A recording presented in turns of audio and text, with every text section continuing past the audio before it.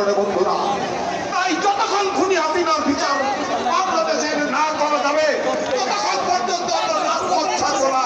আমরা বিশ্বাস করি আজকে যারা দায়িত্ব নিয়েছেন তাদের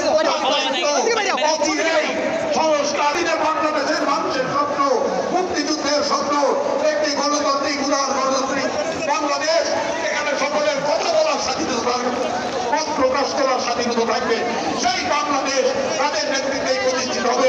এই আশাবাদ ব্যক্ত করে আজকে সবাই যারা উপস্থিত হয়েছে সকলের দীর্ঘায়ু কামনা করে আমার বক্তব্য শেষ করছি। বাংলাদেশ জিন্দাবাদ, জাতীয়তাবাদী মুক্তিযুদ্ধ দল জিন্দাবাদ, দেশ নেত্রী খালেদা জিয়া দীর্ঘজীবী হোক, মহান মুক্তিযুদ্ধের ঘোষক বিএনপির প্রতিষ্ঠাতা শহীদ রাষ্ট্রপতি জিয়াউর রহমান অমর হোক, আগামী দিনের রাষ্ট্রনায়ক তারেক রহমানকে আমরা সচেতনভাবে বেজমি নিয়ে এই আন্দোলনকে সফলতা লাভ করবে। আসসালামু আলাইকুম।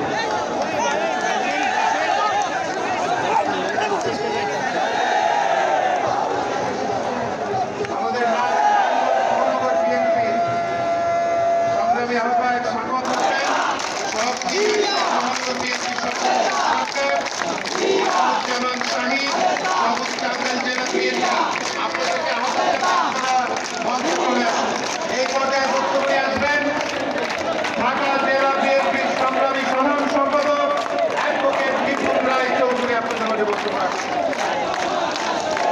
আসসালামু আলাইকুম।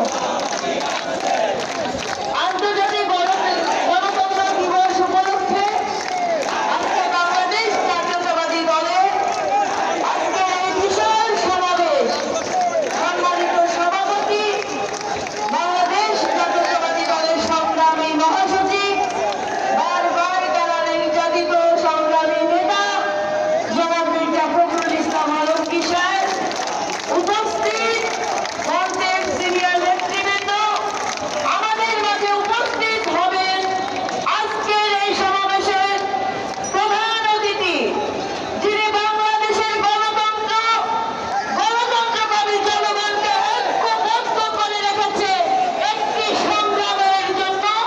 সেই সংগ্রাম হচ্ছে বাংলাদেশের জনগণের কাঙ্ক্ষিত গণতন্ত্র পুনরুদ্ধার। আমাদের প্রিয় নেতা, বাংলাদেশের জনগণের নেতা, দেশনায়ক জনাব তারেক রহমান আজকের এই সমাবেশে প্রধান অতিথি হিসেবে উপস্থিত থাকবেন।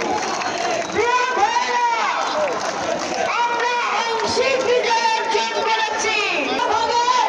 ছাত্র জনতা এবং পিছন থেকে অভিভাবকের ভূমিকা পালন করেছেন দেশনায়ক জনাব তারেক রহমান।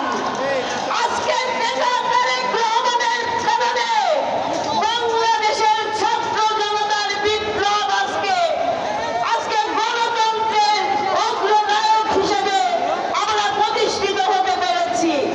আমরা স্বৈরাচার মুক্ত বাংলাদেশে আজকে কথা বলতে পারছি। কিন্তু মাথায় রাখবেন, শেখ ঘুরে বেড়াচ্ছে। তাই আমাদেরকে ঐক্যবদ্ধ থাকতে হবে। আমাদের মূল লক্ষ্য জনগণের গণতান্ত্রিক অধিকার প্রতিষ্ঠার। নেত্রী 15 বছর ধরে নির্যাতিত হয়েছে। আমাদের নেতৃবৃন্দরা 15 বছর ধরে 17 বছর ধরে নির্যাতিত হয়েছে, গুম খুনের শিকার হয়েছি, হাজার হাজার মিথ্যা মামলার শিকার হয়েছি। আমাদের নেতা দেশনায়ক জনাব তারেক রহমান এখনো ষড়যন্ত্রের জন্য বাংলাদেশে ফিরতে পারে নাই। তাই আমাদেরকে কঠিন বাংলাদেশ, গণতন্ত্রের বাংলাদেশ, দেশনায়ক জনাব তারেক রহমানের বাংলাদেশ। ধন্যবাদ সবাইকে। আসসালামু আলাইকুম। বাংলাদেশ জিন্দাবাদ, বাংলাদেশ জাতীয়তাবাদী দল জিন্দাবাদ।